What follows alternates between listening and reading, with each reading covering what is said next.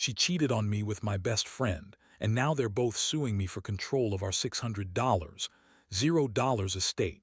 Turns out she was never really pregnant and everything was a lie. I never thought I'd be the guy writing about how my wife turned out to be a complete liar and cheat, but here I am. The most shocking part, it all started with what I thought was a pretty normal day, until I stumbled upon something that turned my world upside down. And I had been together for about 7 years. We met in college, got married a few years after, and for the most part I thought we had a good life. We had a beautiful house, decent jobs, and enough money to live comfortably. I was proud of what we built together, especially considering the estate we inherited from my parents, around $600, $0 that we planned to grow and enjoy in our old age. But lately had been acting weird. She was more distant and irritable, snapping at me over small things, canceling plans last minute and avoiding intimacy. I chalked it up to stress. She's a high-powered marketing executive after all. Still, I could shake the feeling that something was off. Then I noticed her phone was acting strange. She'd be secretive about texts, hiding her screen when I'd walk into the room. She'd stay late at work more often, claiming she had to finish reports. I also started noticing small things. Her phone number was saved in her contacts as Sarah, but I'd never met anyone named Sarah who was close enough to warrant that kind of secrecy. One day, I decided to check her phone when she was in the shower. I know trust is supposed to be there, but I was desperate. I found a string of messages between her and my best friend Jake. They weren't just casual. The texts were flirty, sexual even, talking about plans to meet up, swapping pictures and making promises to each other that made my stomach turn. What really hit me hard was a message from saying, "Can't wait to finally see you tonight. I've been waiting all week for this." That was the night I found out she'd been lying about being pregnant, too. She had told me she was 2 months along, showing off a small bump, claiming it was our miracle, but I found photos of her at a dinner and she wasn't pregnant at all. No bump, no baby bump clothes, just her in a tight dress looking perfectly normal. It was like a punch to the gut. I felt betrayed on every level. The woman I loved, the mother of what I thought was our future child, was lying to my face. And my best friend, someone I trusted implicitly, was in on it. I couldn't believe it. It was all a lie, all of it. The estate, the pregnancy, the happiness we'd built, nothing was real. I didn't sleep that night. I stayed up staring at the phone, replaying everything I'd uncovered. I felt this mixture of anger, sadness, and disbelief. How could do this? How could she lie so blatantly? And Jake, how could my best friend betray me like that? The thought of them together, sneaking around behind my back, made my blood boil. I knew I had to confront her, but I didn't want to do it right away. I needed to gather my thoughts, plan my next move. I wasn't going to let this go without a fight. This wasn't just about a cheating wife. It was about the lies, the betrayal, and the fact that everything I thought was ours was a sham. The next morning, I woke up with a plan forming in my head. I would confront, but I also wanted to find out how much she'd lied about the estate, about the pregnancy, about everything. I needed to know what I was really dealing with.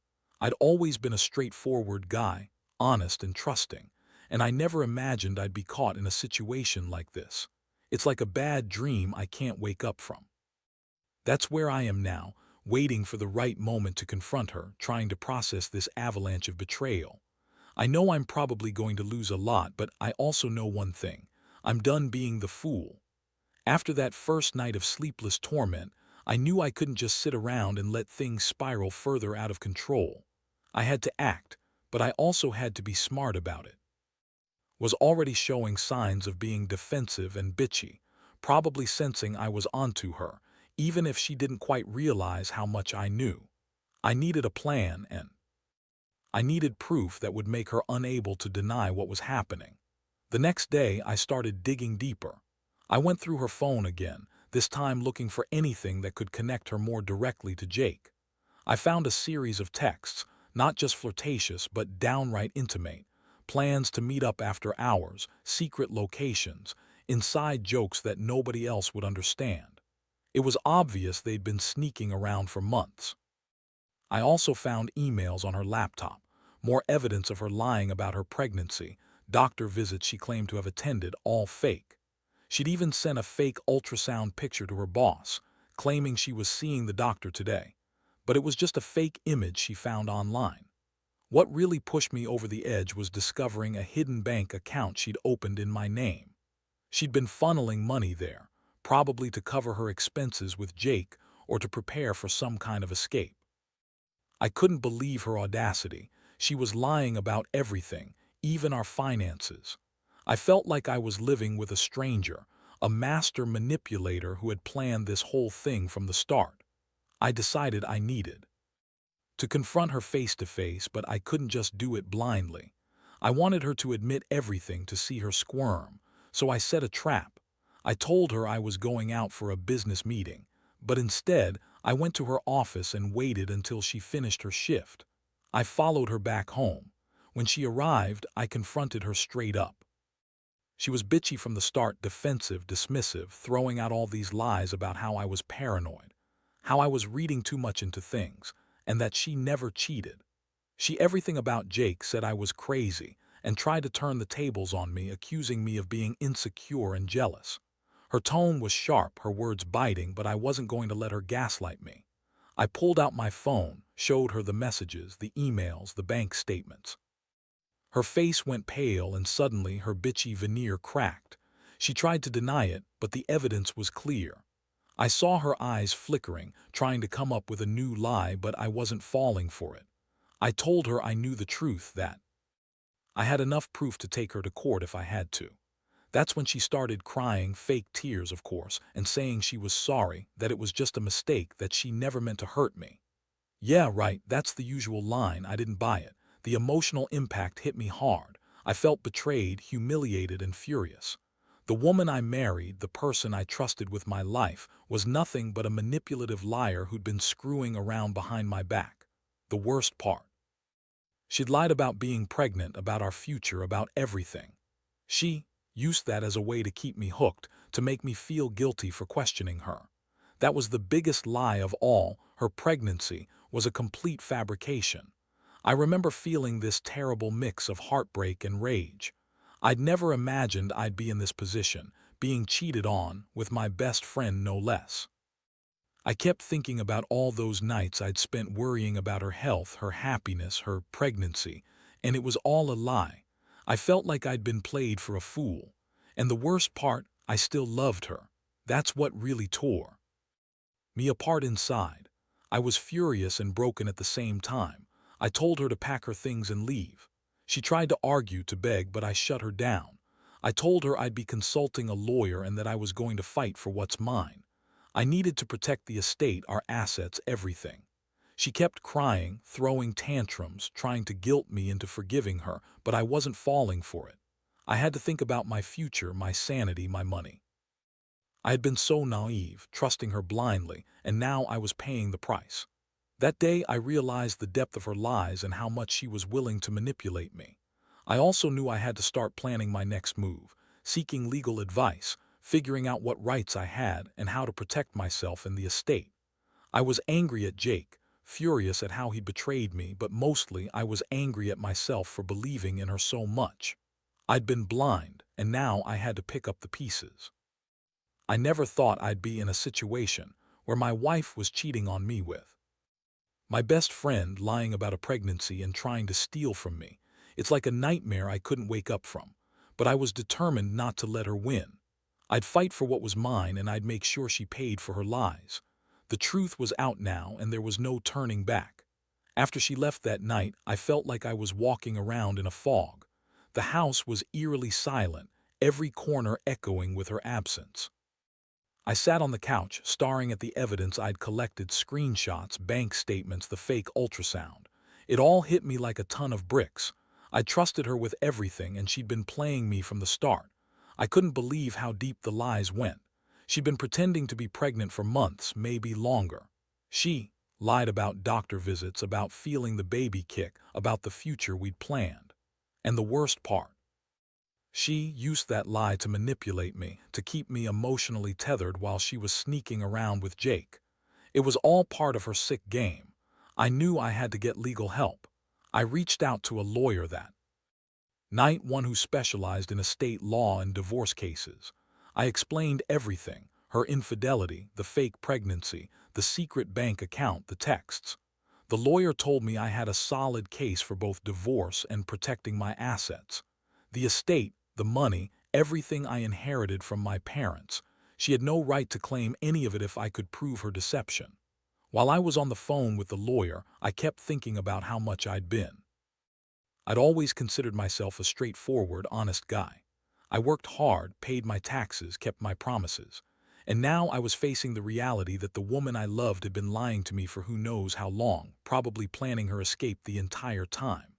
It was a brutal blow to my ego. I kept asking myself, how could I have been so naive? Why did I trust her so blindly? I thought about all the signs I'd missed: her secretive phone behavior, her late nights, her mood swings. Now I realized she'd been orchestrating this entire charade, and I'd been too stupid to see it. The next few days were a whirlwind. I gathered all the evidence I could: screenshots, bank documents, her emails. I also started talking to a financial advisor to understand what I could do to secure my estate. The lawyer told me to keep everything as evidence and to be prepared for a tough fight. Had already begun to make moves. She was trying to spin stories to her friends, claiming I was crazy and accusing her without cause. That only made me angrier. Meanwhile, Jake was silent at first, but I knew he'd be making moves too. I wasn't naive enough to think he wouldn't try to claim some stake in the estate or try to justify his actions. I wasn't about to let that happen. I started documenting every interaction, every financial transaction, every message. I knew I'd need all of it if this went to court. Emotionally, I was a mess. One moment I was furious, the next I was heartbroken. How could she lie about being pregnant? Why lie about our future? I'd wanted a family, a life, and she'd been pretending all along. That feeling of betrayal was suffocating. I felt like I'd been punched in the gut, then kicked while I was down. I kept replaying the good times, wondering how she could have been so good at hiding her true self. I also started to feel a strange sense of clarity.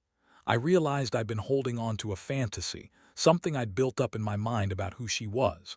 That illusion shattered completely.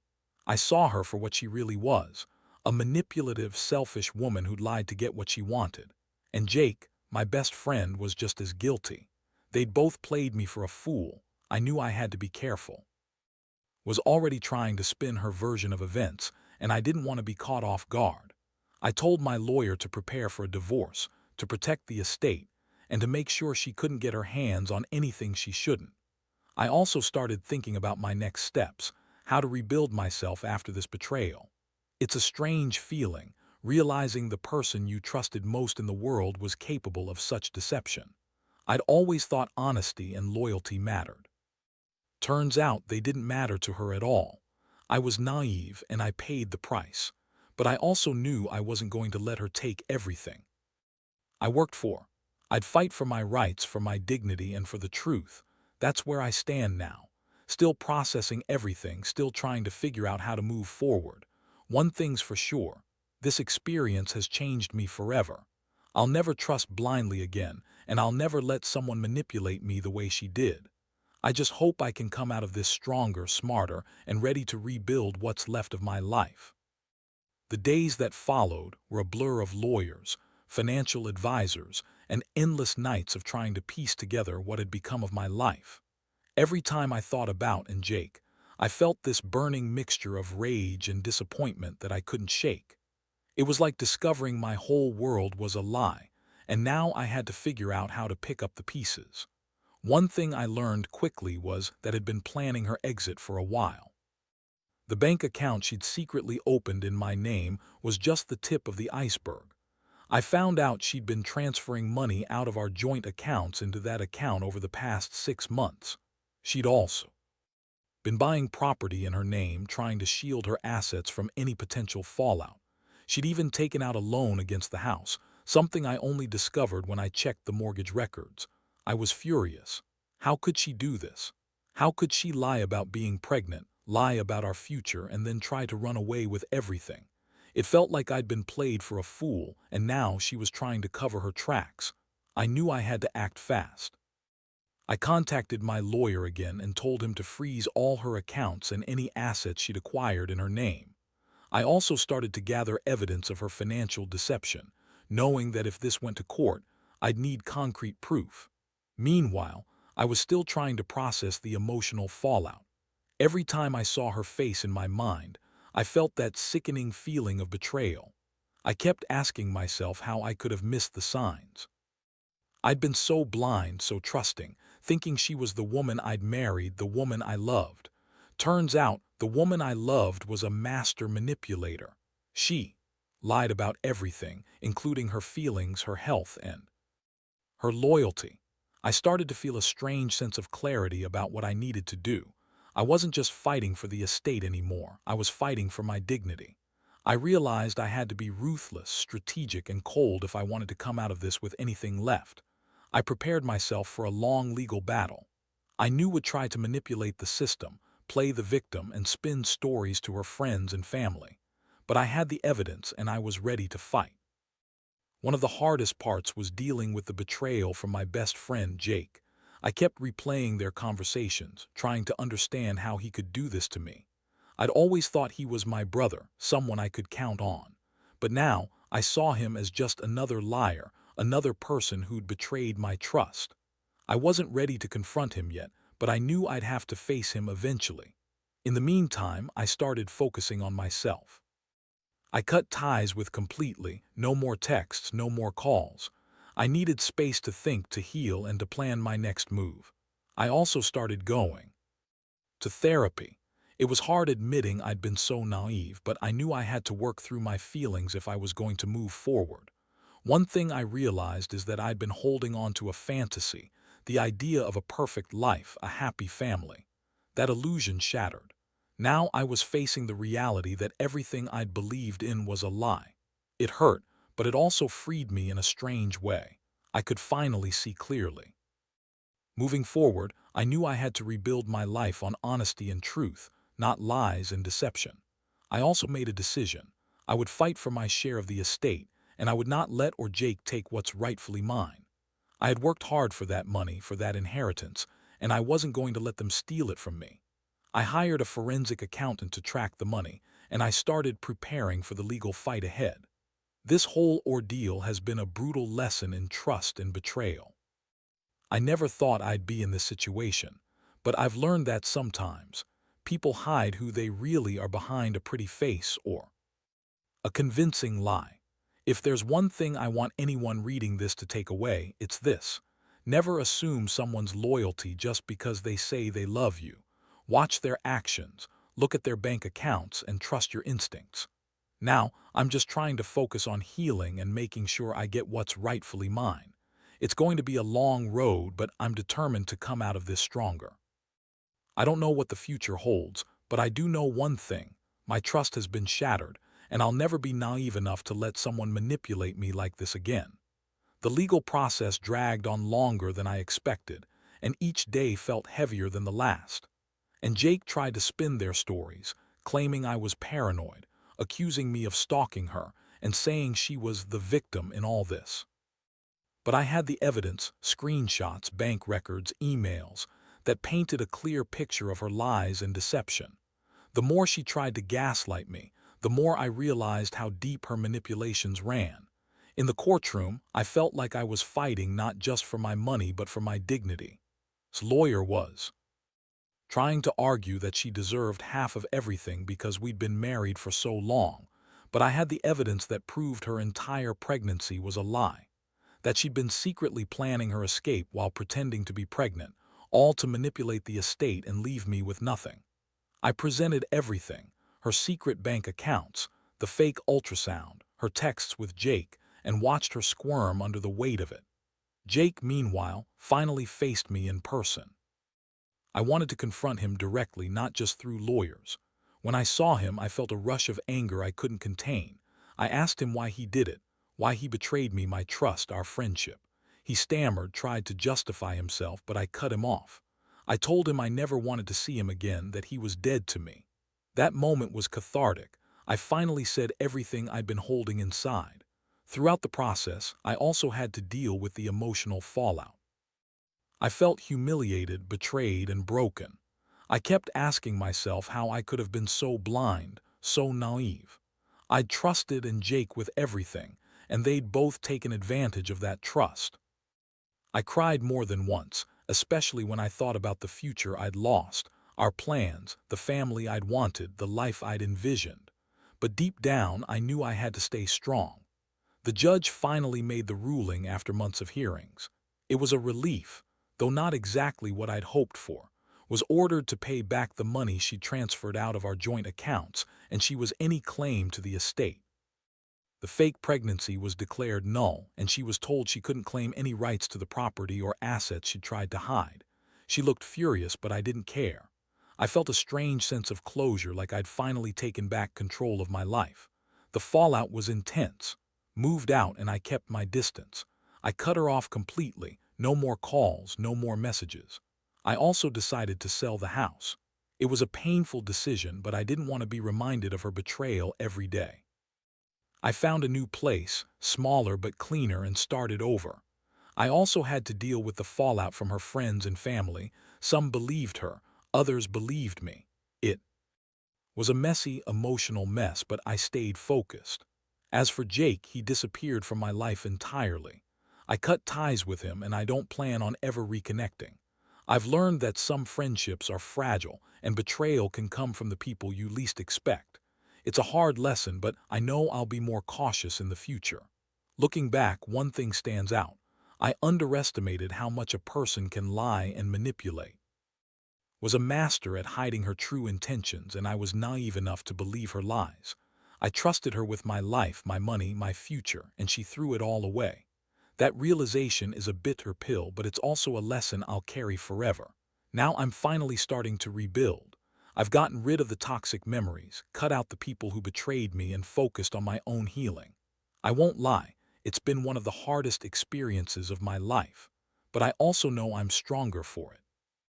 I've learned to listen to my instincts, to trust myself more, and to never let anyone manipulate me like that again. Most importantly, I want anyone reading this to know: don't ignore the signs. Trust your gut. Keep your eyes open. Because once someone shows you who they really are, trust me, they're not coming back. And sometimes the best thing you can do is cut your losses and start over. That's what I'm doing now, and I'm finally free. Now that everything's settled, I find myself sitting here, reflecting on what's happened and how much my life has changed in such a short amount of time. It's like waking up from a nightmare, but the scars remain.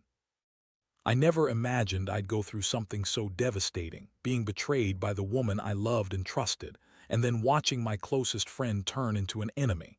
It's a lot to process, and honestly, some days are still a struggle. What I've learned from all of this is that trust is a fragile thing. You think you're safe, you think the people around you have your back, but sometimes they're just wearing masks. Lies taught me that. She was able to hide her true nature for months, maybe longer, while I was busy building a life based on a lie. The fake pregnancy was the ultimate betrayal, something she used to manipulate me, to control my emotions and to hide her real plans. The legal fight was exhausting, but it was necessary. I had to protect what was mine, my estate, my money, my future. I learned that sometimes the only way to get justice is through the courts, with evidence and patience. I also realized that money, while important, isn't everything. What matters most is your peace of mind and your ability to trust yourself again after being so badly betrayed. I won't pretend it's easy to move on. The emotional wounds are still fresh, and I catch myself thinking about what could have been, what I thought we had. But I also know that dwelling on the past won't help. I have to focus on rebuilding, on finding happiness within myself. I've started therapy, and that's been a game changer. It's helping me process the pain, the anger, and the betrayal. Most of all, I've learned to be more cautious. Not paranoid, but cautious. I know now that people can hide their true selves behind a pretty face or a convincing lie. I've learned to listen to my instincts and to pay attention to the signs I might have ignored before. Trust is earned, not given blindly. Looking back, I think about how I was naive, how I believed in loyalty and honesty.